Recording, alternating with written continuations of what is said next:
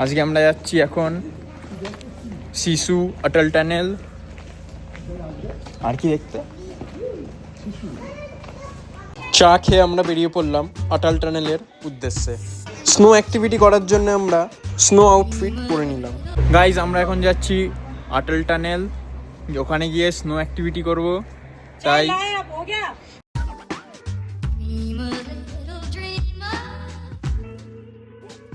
চারি জায়গায় পড়ে থাকা বরফ দেখতে দেখতে আমরা পৌঁছে গেলাম অটল টানেল, যেটা 6 কিলোমিটার লম্বা।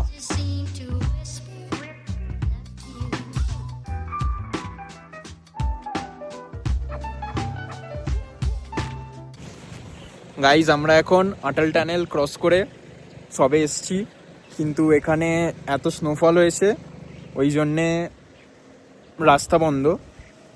বেলা 10টার পর নাকি এখানের রাস্তা খুলবে, আর তারপর আমাদের গাড়ি এগোবে। এখানে আমাদের এই যে গাড়ি আমাদের দাঁড়িয়ে আছে, তারপর আমরা গিয়ে সব রকম স্নো অ্যাক্টিভিটি করতে পারবো। এই যে আমার পিছনের ভিউ।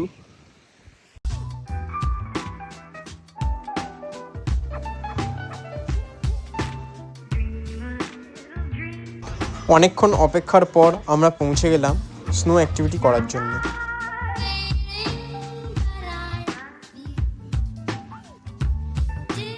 গাইজ, আমরা এখানে স্নো অ্যাক্টিভিটি করতে এসেছিলাম, কিন্তু এখনই হঠাৎ করেই এখানে স্নোফল শুরু হয়ে গেছে।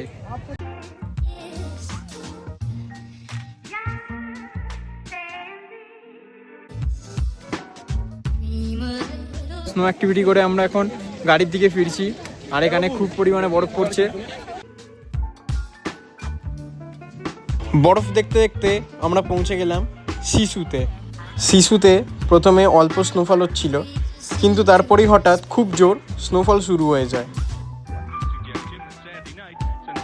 শিশুতে সময় কাটাতে কাটাতে হঠাৎই সন্ধে নেমে আসে, তাই হোটেলে গিয়ে ডিনার করে ব্লগটা এখানেই শেষ করলাম।